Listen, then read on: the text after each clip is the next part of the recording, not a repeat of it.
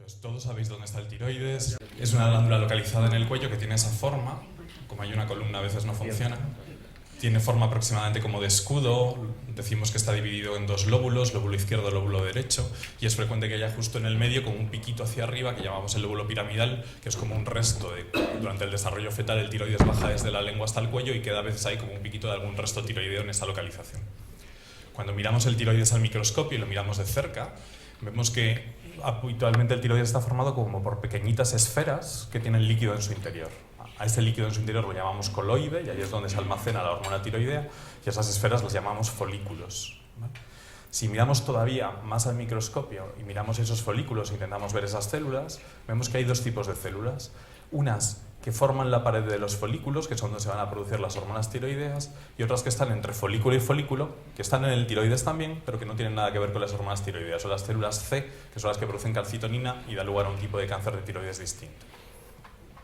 Si miramos una de las células que produce hormonas tiroideas de cerca, vemos que tiene un borde plano a la izquierda, que es la parte que está en contacto con la sangre, por donde le llegan los nutrientes, y un borde como el cepillo, que es la parte que da para esa zona de la esfera donde se almacena el coloide.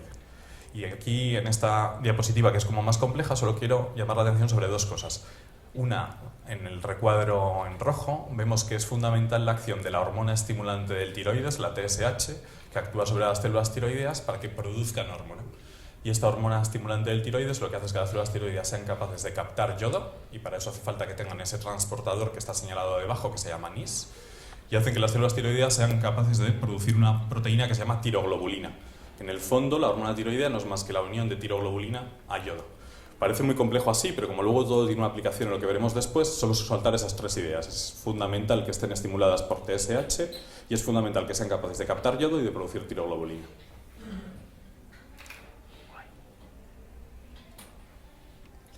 ¿Cómo de frecuente es el cáncer de tiroides? Bueno, esta es una diapositiva de la Organización Mundial de la Salud del año 2012, pero a mí me parece que es una infraestimación. Aquí habla de valores para España en torno a 3 casos por cada 100.000 habitantes y año. Sin embargo, tenemos otras estadísticas que hablan de valores mucho mayores. Probablemente sea razonable pensar que es como 3 casos por 100.000 habitantes y año en mujeres, y en hombres, y como 8 casos por 100.000 habitantes en mujeres. De media, más o menos 5 casos por cada 100.000 habitantes. Aproximadamente 3.000 pacientes cada año se diagnostican de cáncer de tiroides en España. Y lo que sabemos de la tendencia en los últimos años del cáncer de tiroides es que los casos señalados en la línea verde han ido aumentando. Cada vez diagnosticamos más pacientes con cáncer de tiroides, es algo que está aumentando. Pero tenemos muchas dudas sobre si realmente está aumentando la frecuencia de cáncer de tiroides, pues a lo mejor como consecuencia de la polución, de los cambios de vida, de la obesidad, de otras razones, o si no es así, si simplemente es que estamos detectando más.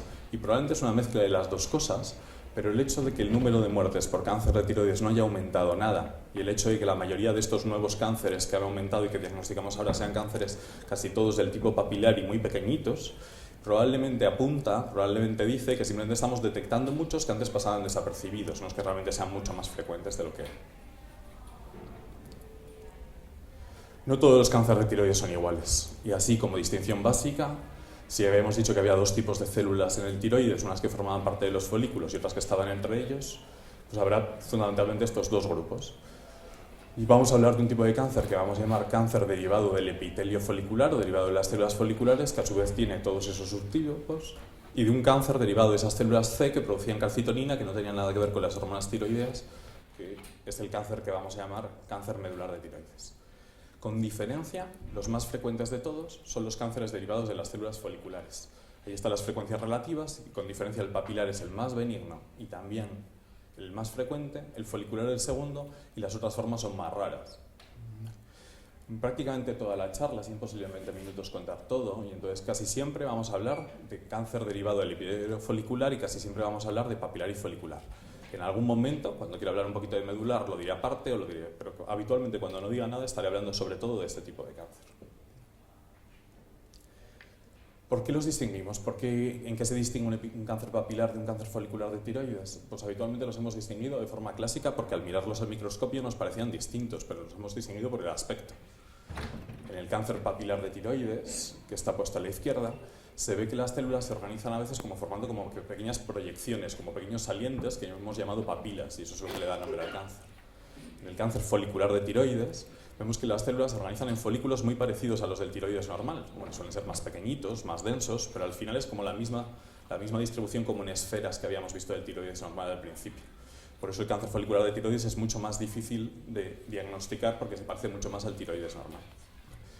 Este aspecto, esta clasificación, que solo es por el aspecto físico, por decir así, de los cánceres, realmente sí que refleja que son dos enfermedades distintas, porque se comportan de distinta manera. Por ejemplo, en el cáncer papilar de tiroides es muy frecuente que cuando la enfermedad se extiende se vaya a los ganglios del cuello. Sin embargo, en el carcinoma folicular es muy raro que se vaya a los ganglios del cuello. Habitualmente se suele ir por vía sanguínea, no por vía linfática, a otros tejidos, al pulmón, al hígado, etcétera, a otros sitios.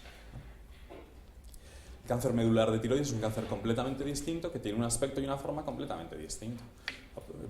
Viene de células distintas, que son las células C que producen calcitonina, y la característica así más llamativa al microscopio que permite decir esto es un medular es que tiene esos acúmulos de gran tejido rosa. No funciona bien el puntero desde aquí, bueno, funciona a medias, que llamamos material amiloide.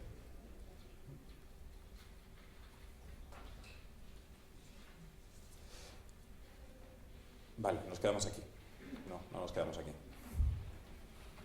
Es que está el problema de la columna, ¿veis? Por eso tengo esta pose y esta forma. No me grabéis cuando haga estas cosas, por favor. Vale, como parece que se empeña en que sigamos adelante, nos quedamos aquí, ¿no? Entonces ya hemos hablado de que hay distintos tipos de cáncer y entonces, ¿son todos los cánceres iguales en términos de pronóstico? No, hay diferencias de unos a otros, ¿de acuerdo? Entonces en esta gráfica, yo creo que la gráfica es sencilla de ver. En el año 0 estaban vivos el 100% de los pacientes y a medida que va pasando el tiempo lo que vemos en la gráfica es que si baja la fila es que se han muerto muchos pacientes y siguen vivos solo un poquito, ¿no? Entonces lo que vemos es que para la mayoría de los cánceres de tiroides, tanto el medular como los derivados del epitelio folicular, la supervivencia es muy buena. Se van muriendo algunos pacientes, pero muy poquitos a largo plazo. Hay diferencias muy importantes de unos grupos a otros. Y para el cáncer anaplásico de tiroides es muy mala. Entonces, más o menos a 5... Jolín, lo siento, chicos. Más o menos a 5 y a 10 años, las supervivencias para el cáncer papilar y folicular de tiroides son muy buenas, son estas, y para los otros tumores son un poquito peores, sobre todo son peores para el anaplásico, que es una forma muy rara que parece que deriva de un papilar o de un folicular.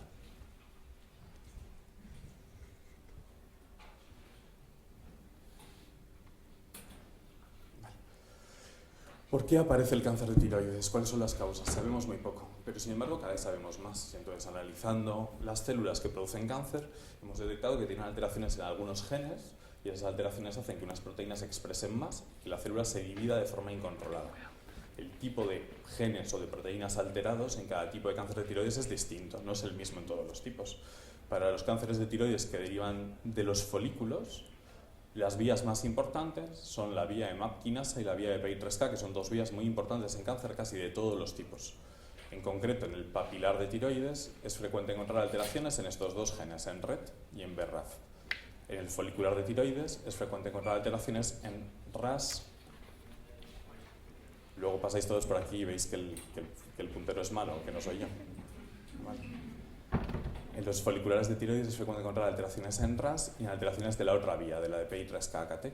Y a veces alguno de esos cánceres acumula nuevas mutaciones, sobre todo en estas dos proteínas de abajo, en P53 y beta-catenina, y da lugar a formas más agresivas. No pretendo que nadie se aprenda esto ni sepa esto. Lo que quiero decir con eso es que los tumores, a pesar de que nosotros los llamamos papilares o foliculares por el aspecto, luego son distintos. Luego algunos tienen una alteración en una proteína, otros en otra. Y el pensar que se van a comportar todos igual es un poco ingenuo, ¿vale? Habíamos dicho entonces que se producen estas mutaciones. ¿Pero por qué se producen estas mutaciones? Pues prácticamente lo único que sabemos es que la radiación, ya sea radiación pues como en el accidente de Chernóbil, o la radiación ambiental, o la radiación cuando alguien se ha tratado de un cáncer de cabeza y cuello en la infancia, aumenta mucho el riesgo de que haya alteraciones, sobre todo en esto, en RET-PTC, y eso aumenta mucho el riesgo de cáncer papilar de tiroides. Para el resto de cánceres de tiroides y para el resto de alteraciones en otras proteínas, lo cierto es que no sabemos por qué aparece la enfermedad. Se ha especulado mucho, si los estrógenos, si el sobrepeso, si la polución, si vivir en zonas volcánicas, si tomar mucho yodo o tomar poco yodo, pero lo cierto es que no hay una relación causal clara. Para el cáncer medular de tiroides, a pesar de que son células distintas, la película no es tan distinta. Y es otro dibujo que casi ve lo mismo, que una proteína de membrana que se llama RET, de la que ya acabamos de hablar, suele estar alterada, suele estar mutada y como consecuencia de ello la célula tiene señales que le hacen crecer y dividirse más. Y prácticamente el 70-80% de los cánceres de tiroides, de los cánceres medulares de tiroides, tienen mutaciones o bien en RET o bien en RAS, que es una proteína de la misma vía que está justo más abajo.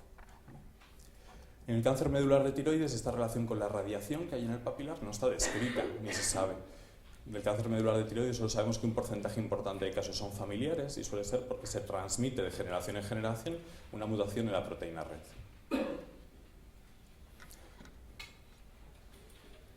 Ya hemos hablado de las causas y de los tipos de cáncer, pero al final esto de los tipos de cáncer de papilar, medular, folicular es como un poco atrasado.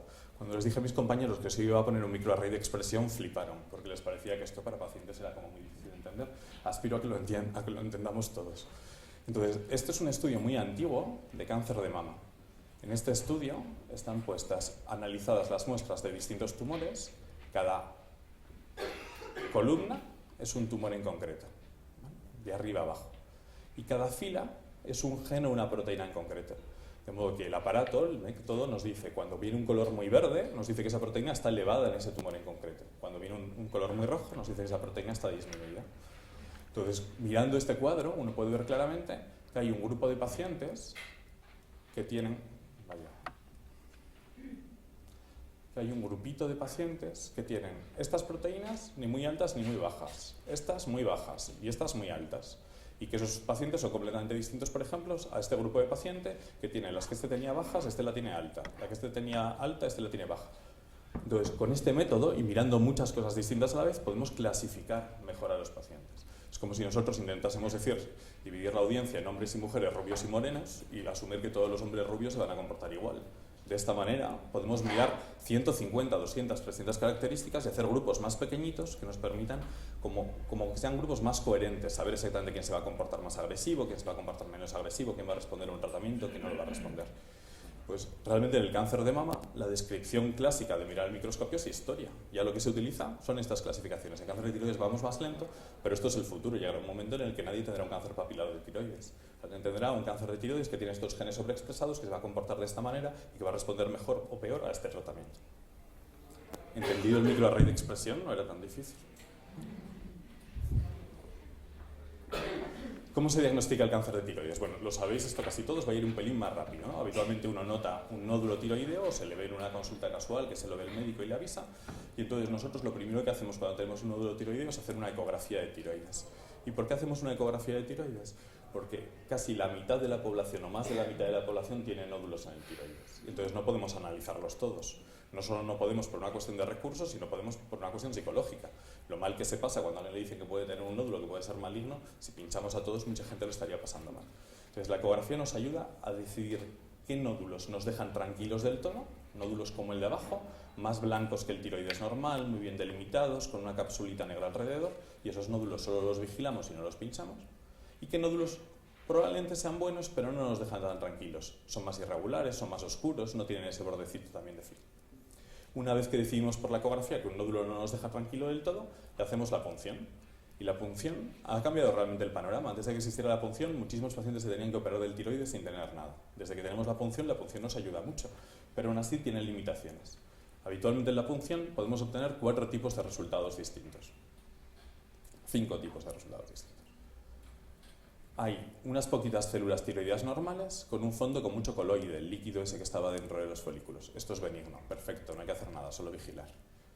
Hay células muy grandes, muy raras, con núcleos distintos, claros, ¿vale? Muy abundantes las células. Esto es sospechoso de maligno. Mala suerte, pero perfecto, sabemos lo que hay que hacer, hay que operar. Y luego hay otros escenarios muy frecuentes en los que vemos o bien unas pocas células con algún cambio raro, pero que son poquitas y no son suficientes para decir que es malo, o bien células completamente normales, pero un número muy alto, muy alto, muy alto, muy alto. Y acordaos que el carcinoma folicular de tiroides era muy difícil de distinguir del epitelio normal. Esto podría desde ser un tiroides normal hasta ser un folicular de tiroides. ¿Qué hacer en estas dos situaciones? A día de hoy lo que hacemos en esas dos situaciones es habitualmente operar al paciente aún sin estar seguros de que tenga un cáncer de tiroides porque no nos podemos arriesgar. ¿Vale? ¿Qué vamos a hacer en el futuro? Probablemente hacer pruebas que nos ayuden a definir mejor estos grupos. Y entonces aquí vamos a las pequeñitas novedades que hay en diagnóstico. La primera novedad es una novedad simplemente de organización. cada vez hay más hospitales españoles que consiguen que en la consulta del endocrino haya un ecógrafo. De modo que el tiempo que pasa desde que se ve el nódulo hasta que se diagnostica es mucho menor. El paciente no nota el nódulo, va a su médico de cabecera, va a su endocrino, le pide la ecografía, le pide la punción, espera el resultado y lo ve, sino que en el momento en el que va al endocrino, el mismo día, se hace la ecografía y la punción. Esto no ha cuajado en todos los hospitales, porque aunque es mejor para el médico, que le da mucha más información, y es mejor para el paciente, e incluso es más barato, porque se piden menos pruebas, es más barato a medio plazo. El primer año hay que comprar el ecógrafo y el primer año es más caro. Y como muchas veces, a veces los gerentes tienen una visión como muy a corto plazo, pues a veces cuesta conseguir que esto arranque. Pero yo creo que es una mejoría importante, sobre todo desde el punto de vista psicológico, de cortar la espera hasta saber por fin lo que tengo. Y la otra mejoría importante que va a ocurrir, aunque no es definitiva y que se ha empezado a extender su uso, y yo tengo ya varios pacientes que lo han utilizado, pero porque se han hecho pruebas en Estados Unidos, pues son pacientes que se han visto allí, es que si en esos subgrupos de pacientes en el que la punción no nos dice claramente bueno o malo, hacemos algo parecido al ejemplo que os puse de cáncer de mama y vemos cómo expresa más de 100 genes, si están altos o están bajos, podemos comparar eso con bases de datos que tenemos de pacientes que realmente tenían cáncer. Entonces, en un chip parecido a ese, en el que se miran muchos genes y se ve si están altos o están bajos, un software informático nos dice pues el riesgo de malignidad es alto o es bajo. Esto se ha extendido mucho y de momento no es una revolución definitiva, porque de momento todavía falla. De hecho, aquí veis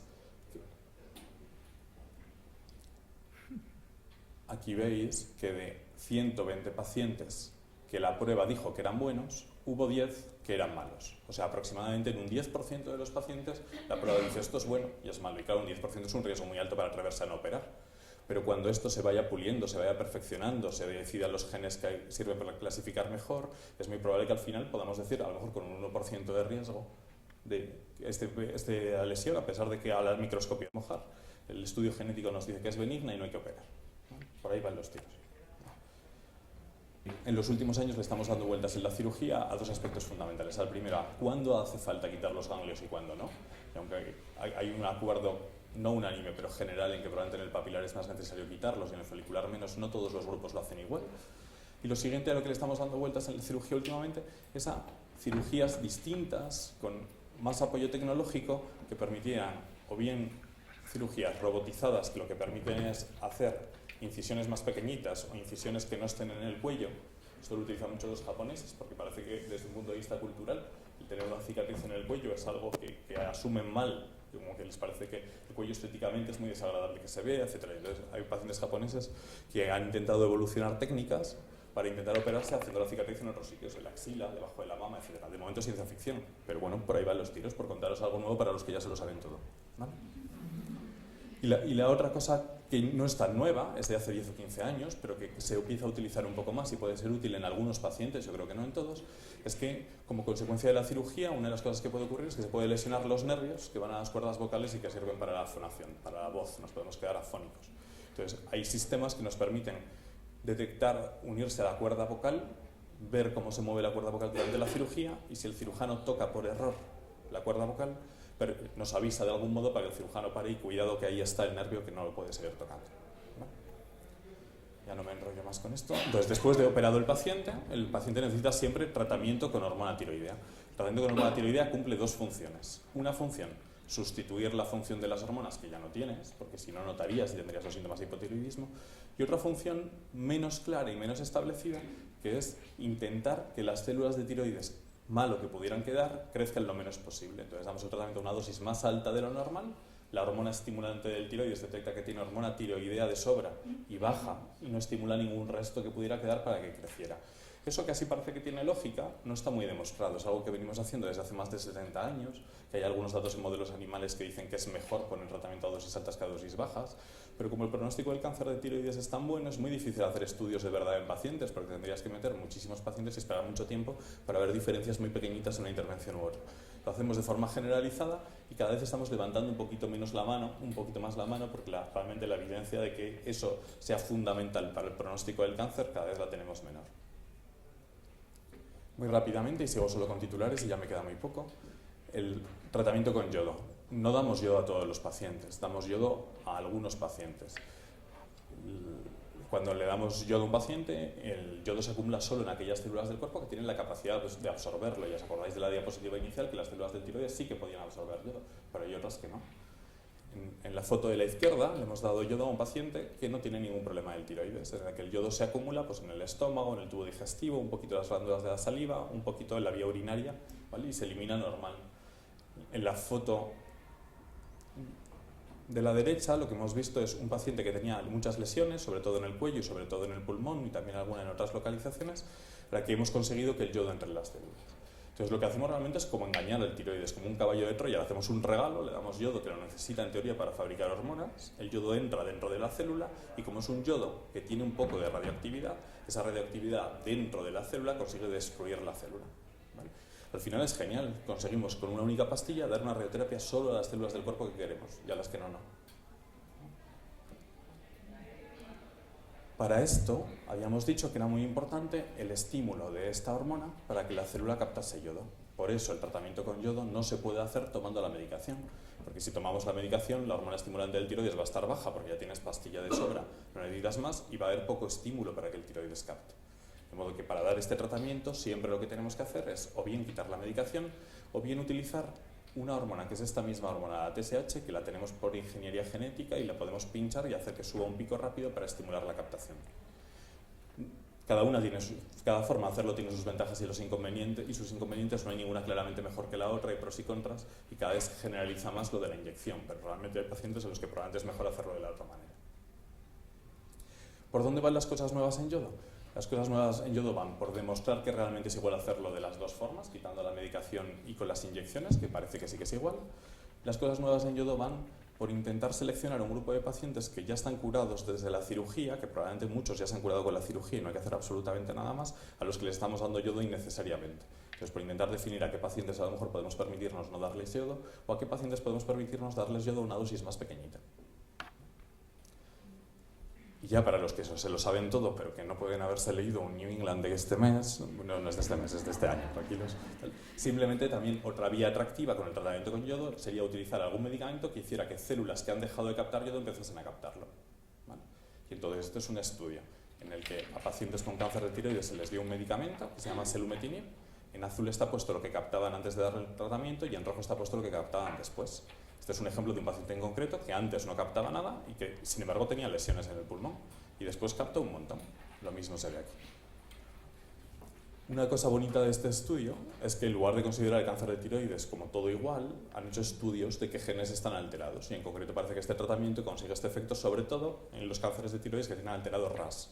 Entonces nos permite seleccionar cuál es el tratamiento mejor para cada paciente. ¿Qué hacer con el cáncer de tiroides que no responde a yodo? Pues clásicamente no teníamos ningún tratamiento para esto. Y esto es un estudio mucho más antiguo. Esto es del año 74, aunque las fotos son del 85. Pero realmente con quimioterapia convencional conseguíamos parar la enfermedad durante 3 meses y que los pacientes vivieran muy poquito. 7 o 8 meses no conseguíamos nada y así hemos estado hasta hace muy poco. En los últimos años, como conocemos muy bien las vías moleculares que están alteradas, podemos utilizar tratamientos que actúen en un punto en concreto o en otro punto en concreto y que probablemente tengan más actividad, porque sabemos justo, estamos atacando la raíz del problema, estamos viendo a dónde está el problema.